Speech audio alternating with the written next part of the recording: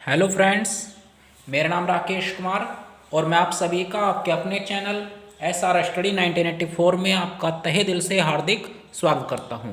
और देखिए, आज जो मैं आपको पढ़ाने वाला हूं वो है 1773 ईस्वी का रेगुलेटिंग एक्ट।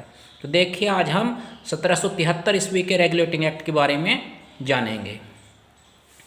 तो देखिए, इसमें क्या क्या प्रावधान थे इसको देख लेते हैं।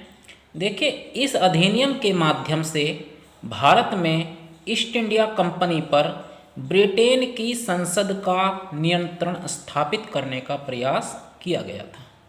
मतलब 1773 ईस्वी के रेगुलेटिंग एक्ट के द्वारा जो भारत के अंदर जो शासन करने वाली ईस्ट इंडिया कंपनी थी, जो कि ब्रिटेन से आई थी, वह कंपनी यहाँ पर रह करके, भारत में आकर के यहाँ पर मनमाने रूप से लोगों पर अत्याचार करती थी और यहाँ पर अपना मनमाने रूप से यहाँ पर शासन करती थी।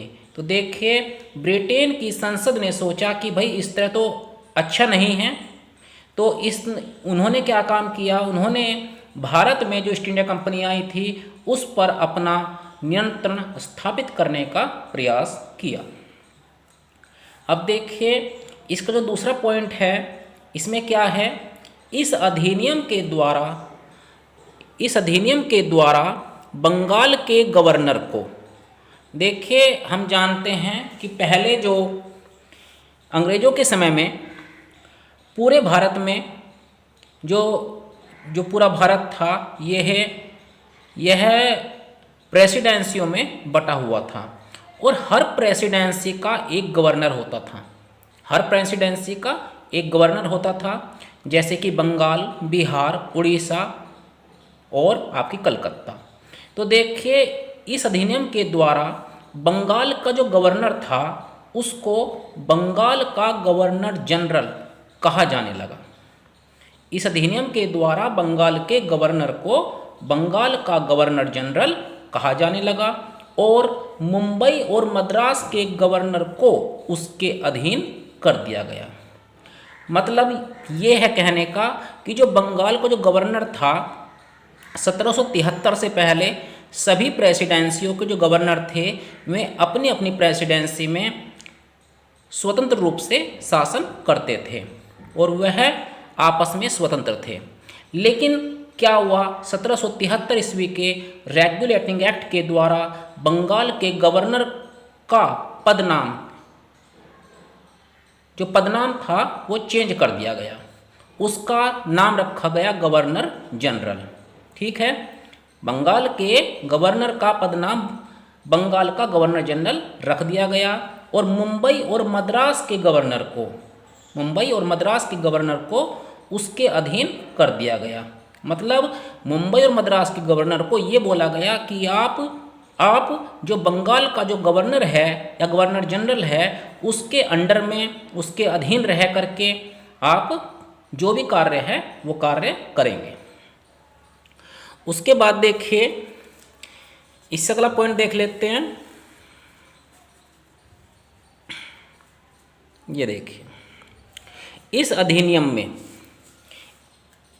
अधिनियम के द्वारा 1774 ईस्वी में कलकत्ता में एक सर्वोच्च न्यायालय की स्थापना की गई। इसी अधिनियम के द्वारा देखिए, 1773 ईस्वी के रेगुलेटिंग एक्ट के द्वारा ही 1774 में कलकत्ता में सर्वप्रथम एक सर्वोच्च न्यायालय की स्थापना की गई थी और कलकत्ता सर्वोच्च न्यायालय के जो प्रथम मुख्य न्यायाधीश थे वो सर एलिजा इम्पे थे। कौन थे? Sir Elijah Impey. ये मुख्य न्यायाधीश थे और जो तीन अन्य जो छोटे न्यायाधीश होते हैं वो तीन अन्य न्यायाधीश थे, चैम्बर्स, लिमेस्टर और हाइड। ठीक है, तो 1774 में कलकत्ता के अंदर एक सर्वोच्च न्यायालय की स्थापना की गई थी। सर्वोच्च न्यायालय का मतलब है सुप्रीम कोर्ट। ठीक है, सुप्रीम कोर्ट की स्थापना की गई थी और कलकत्ता सर्वोच्च न्यायालय का प्रथम मुख्य न्यायाधीश सर एलिजा इम्पे था और जो तीन अन्य न्यायाधीश थे उनके नाम थे चैम्बर्स, लिमेस्टर और हाइड। उसके बाद में हम बात करते हैं, देखिए अगला पॉइंट है हमारा ये, देखिए इसके तहत कंपनी के कर्मचारियों को निजी व्यापार करने और भारतीय लोगों से उपहार और रिश्वत लेना प्रतिबंधित कर दिया गया था।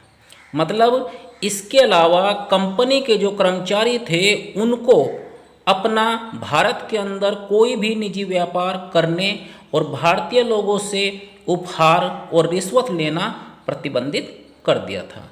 तो देखिए 1773 ईस्वी के रेगुलेटिंग एक्ट के बारे में मैंने आपको बताया। उम्मीद करता हूँ कि मेरे द्वारा समझाई गई बातें आपको काफ़ी अच्छी तरीके से समझ में आ गई होगी। तो यदि मेरी वीडियो आपको अच्छी लगी तो प्लीज़ वीडियो को लाइक करें, चैनल को सब्सक्राइब करें। धन्यवाद।